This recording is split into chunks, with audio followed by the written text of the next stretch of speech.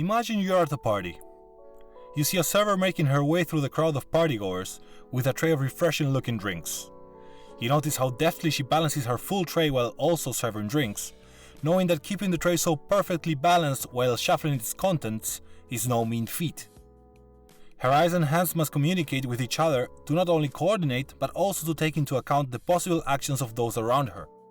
She must see how someone is going to interact with her and then adjust her actions accordingly. The server approaches you. As she comes close, you catch sight of those delicious little bubbles popping away, and for a moment you are entranced. All of your admiration for her coordination fades away, replaced by an almost unquenchable thirst. Without thinking, you reach out to grab a glass.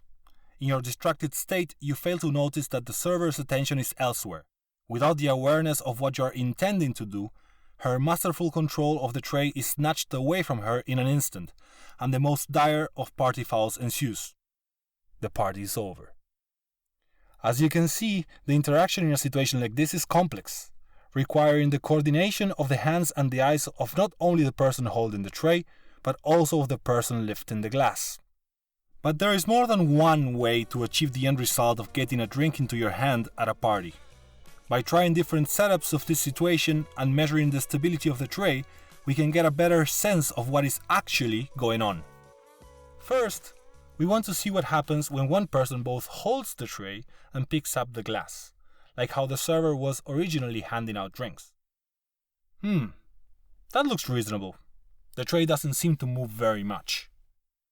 Next, let's see what happens when the person holding the tray and picking up the glass are different. Here we see that the tray moves a lot more, which makes sense.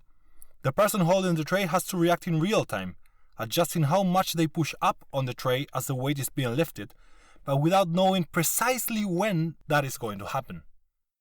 Both of these situations seem predictable. The tray moves more when the person holding the tray and picking up the glass are different. Now let's see what happens when the person holding the tray uses both hands. Here we can see that the tray is about as stable as the first situation, when the same person is doing both the holding and the lifting. Again, this makes sense. It's completely reasonable that using two hands to hold the tray will make it more stable. Now, let's see what happens when two different people hold the tray and one of them uses their free hand to lift the glass. Here we can see that the amount of stability is remarkably similar to when it was just one person both holding the tray and lifting the glass. But now let's try something different. Let's see what happens when two different people support the tray and a third person lifts the glass. Interesting. We can see that the stability of the tray is just about the same as if it were a single person holding the tray with two hands.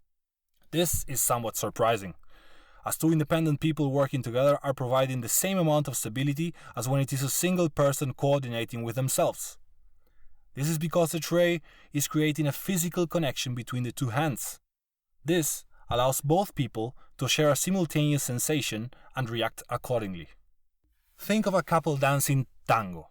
Even though they are individuals, they share a physical connection that allows them to act as a single unit. So even though this may be surprising at first glance, we can understand that sharing a physical connection can help two to act as one.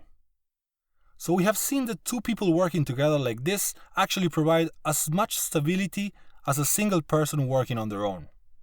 Unfortunately, although we can observe this phenomenon happening, we don't yet have a clear understanding of why and how this happens.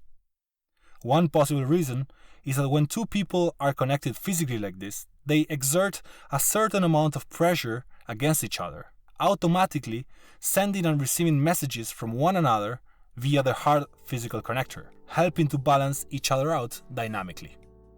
But one of the main reasons that this is such a difficult phenomenon to understand completely is that we humans are wonderful at it. This shared process is one that we can act upon without even thinking. While we don't yet have a perfect understanding of why we behave like this, it is good to know that we do. Besides the fact that it may be comforting to know that we are stronger working together than we are on our own, this fact may be useful in the development of future technologies. One example is in the field of self-driving cars.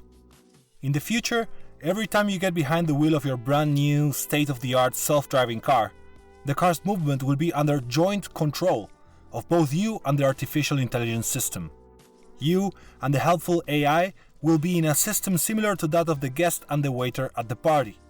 With both of you working together, you will have a safer experience in the roads of tomorrow.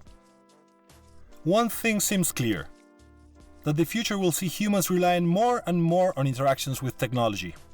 By working towards understanding this process further, we can have more nuanced ways of interacting with the digital world around us. And last, but certainly not least, the next time you are at a party and someone with a tray comes your way, you'll know exactly what to do.